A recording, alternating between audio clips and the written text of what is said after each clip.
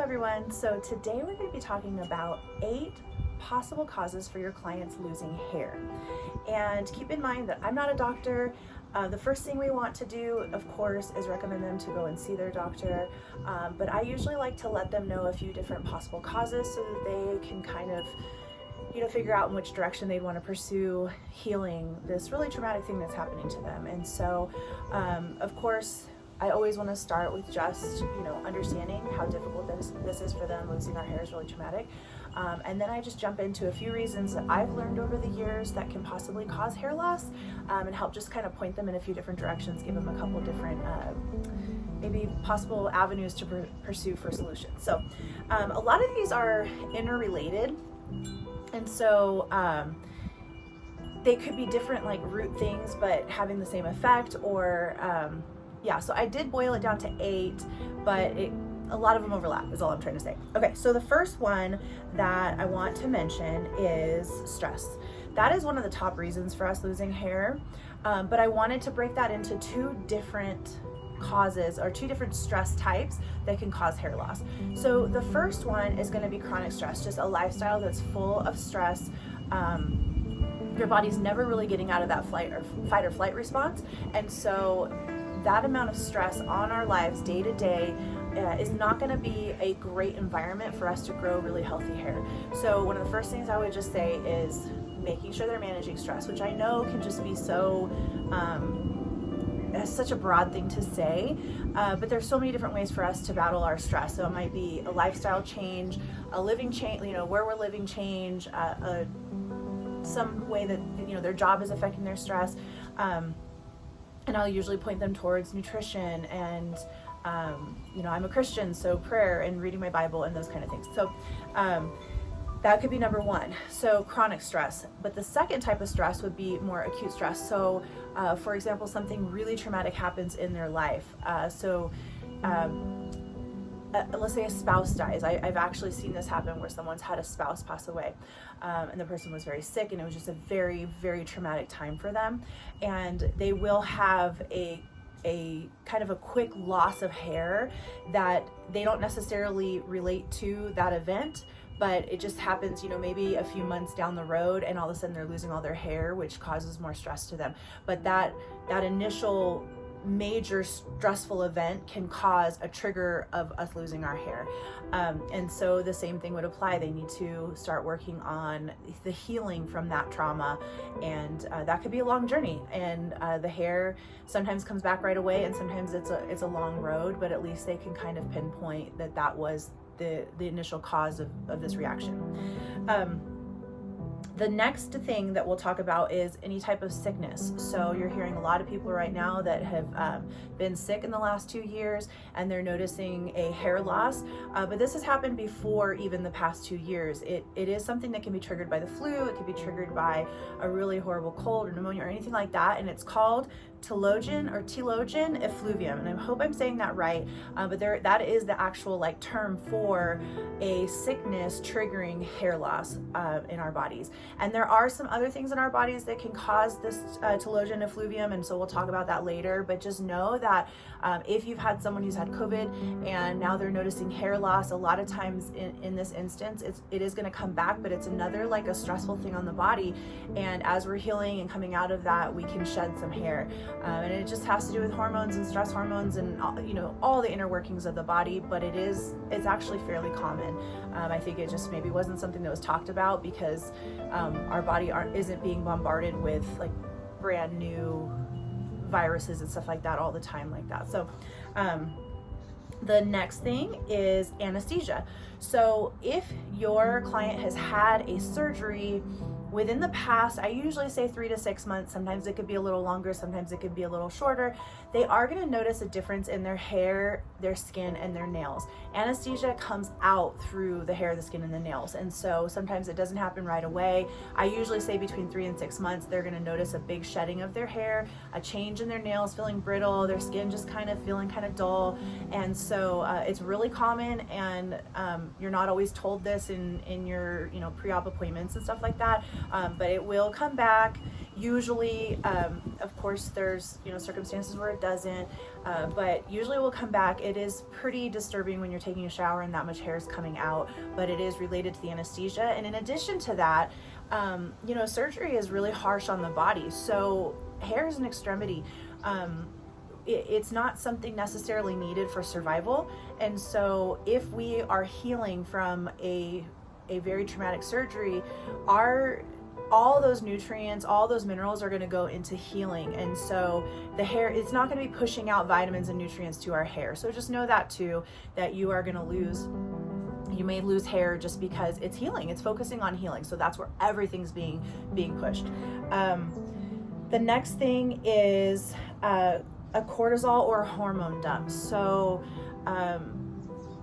this is also relating back to stress and different traumatic events in our life, but we could also have a shift in hormones. So let's say you are you're very chronically stressed, so you've had years and years and years of stress. Let's say maybe you were in a bad relationship and you just had all this stress, and you didn't lose your hair during that time, but then you get out of this relationship and your body starts going in this healing phase.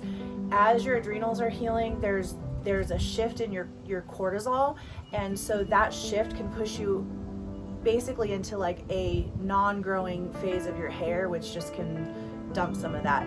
And again, remember, I'm not a doctor, so I'm not going to explain this perfectly well, but that can happen. So let's say you're on a health journey, you're healing your metabolism because you haven't been eating really great for a long time, and all of a sudden you're like, oh my gosh, I'm eating so much healthier now, and now I'm losing all my hair. Well, that's just a shift in our cortisol, and it's going to be okay. I get it, it's traumatic, but just keep going down the road that you're going to healing your body and healing your life. It will usually come back, so just know that.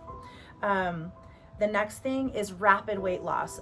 So I'm not trying to knock any of these like huge weight loss clinics or anything like that. For a long time, there was like boot camp clinics that would pop up where they would, have you try to lose 20 pounds in a certain amount of weeks or something like that. That usually will end in some pretty significant weight loss, just that shift. So you can lose a lot of weight, just, not necessarily surgically, but you're just doing like crazy exercise, cutting calories, those kind of things. You're going to most likely see some hair loss from that. And it's hard to know when that will come back. It just really depends on your lifestyle and nutrition and all that kind of stuff. So usually we would recommend don't try to lose weight too quickly, too rapidly. That will cause hair loss. And also if you're doing surgical weight loss, a lot of times the hair will change after those. And what I've found in my career is that a lot of times that doesn't necessarily come back. So the shift from the hair from surgical weight loss surgeries, I've noticed is a more permanent effect. So I'm not trying to scare anyone or anything like that, but just know that you're most likely going to see some changes in your hair. I think it's possibly because of a rapid change in the amount of calories you're getting, and so that's just I think just one of the side effects that I've noticed, but definitely talk to your doctor about it and see if they have any suggestions for you to try to avoid that happening if you're getting weight loss surgery. And the next thing would be a nutritional or mineral imbalance. So a great tool to find out if you're imbalanced nutritionally is to work with a nutritionist or a doctor who specializes in nutrition, a functional medicine doctor, a nurse practitioner, something like that, who can really take a look at your nutrition levels and see if you're getting enough protein.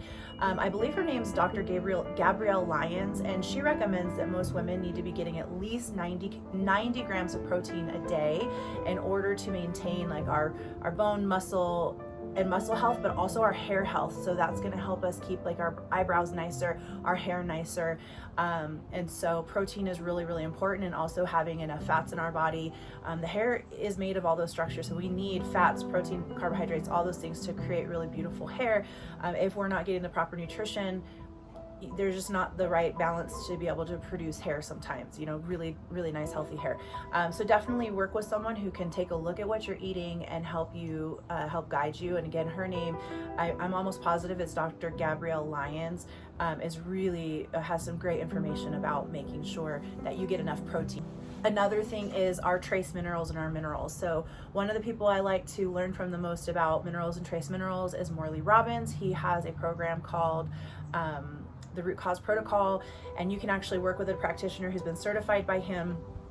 And the great thing about his practitioners, although there are other practitioners that do this as well, a lot of functional medicine doctors and nurse practitioners can give you these tests as well. I was able to order one through my nurse practitioner. It's called a hair mineral analysis test, or a hair mineral test analysis. HTMA is what it's called. And anyway, we cut out some of your hair, and you send it into a lab, and they analyze your minerals in your body, and it will tell you what minerals that you have from the past 90 days. So that's what they're measuring, is the past 90 days. So it's like the first inch of hair, and it's a really great snapshot of what's going on in your body. And if your minerals are not in balance, or you're really, really low in certain key minerals, you may have issues with your hair. Not necessarily always. Some people are really malnutritioned, or don't have enough protein, and they have great hair.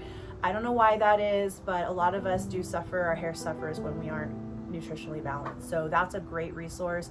And again, that's Root Cause Protocol, and you can go on that site and find practitioners who can give you a hair mineral test analysis. And that's not what it stands for, but it's HTMA. It can give you an HTMA test and be able to help point you in the right direction. And a lot of those minerals are going to help get healthy hair. For example, copper is a big part of the health of our hair. So anyway, that could be a big cause of it. And thyroid hormone. A thyroid hormone is definitely something when I have a client that's starting to notice some rapid hair loss, especially if it's in this area here, making sure they're getting that tested and that they're in balance there. Going on or off birth controls, the hormones from that can cause a lot of shifting in hair. I've even noticed it in sometimes IUDs, especially because if they're doing a copper IUD, it's not necessarily a bioavailable form of copper. And so if that is putting too much copper in their system, and I don't know that there's a lot of evidence of this, it's just what I'm observing in clients who have this, that there will be a shift in their hair. So just some avenues for you to start pursuing, looking into, and talking to your doctor about. Again, I know I'm going to say it a bunch of times, but I'm not a doctor. It's just I've done hair a long time, and these are the things that I've really started narrowing down that can be the cause of these. The last thing that I will mention is giving birth. So when we give birth, and when we're making a baby, all of our nutrition, trace minerals, everything is being put into the growth of that baby. And when you give birth, you're going to have a rapid drop in hormones, especially the hormone progesterone, which is why women have just that beautiful, luscious hair while they're pregnant. And so when that dumps, you most likely will notice a difference in your hair. Sometimes it's major clumps coming out in the shower, and it can be very scary for people. And so just know that that's fairly normal. And some people don't necessarily lose the hair right away. If they're nursing, they will still have a higher level of progesterone, and so sometimes those hormones don't plummet until after they're done nursing, and then you can notice a later hair loss, which is what happened to me. I didn't necessarily lose hair after I gave birth, but then after I stopped nursing, all this hair was coming out, and I thought I was actually sick, and I didn't connect the two, that I had stopped nursing, and that was what had caused it. And then of course, I just thought of this and I didn't write it down, so let's make it 9 causes. Medications. So medications can cause a very significant change in the hair. There's so many different ones, and they won't always be on the packet of the side effects. And so usually what I'll do, if the person just cannot figure out what's going on, I will just suggest to them, if they've started a new medication that has to do with cholesterol, heart, blood pressure, thyroid, any of these type of medications, to go search it out, talk to your doctor, search it out online, of people, seeing if people are having similar side effects to that. So you can go, type in the name of the medication and hair loss, and just see if there's other people saying the same thing, which then allows you to have a little more information. You can go to your doctor and say, hey, this is what's going on. So anyway, I hope that's helpful. I know it can be hard when you have someone sit in your chair and you're not a doctor, but you want to help impart some wisdom on them, and so at least to give them an avenue to pursue. And so I hope that helps you with your client and blesses you behind the chair. And if you're not a hairdresser and you're a client, looking at this video, I really hope this helps you have some avenues to pursue to start healing your hair and to stop the hair loss. So blessings to you, and let me know if you have any questions in the comment section, and have a wonderful day.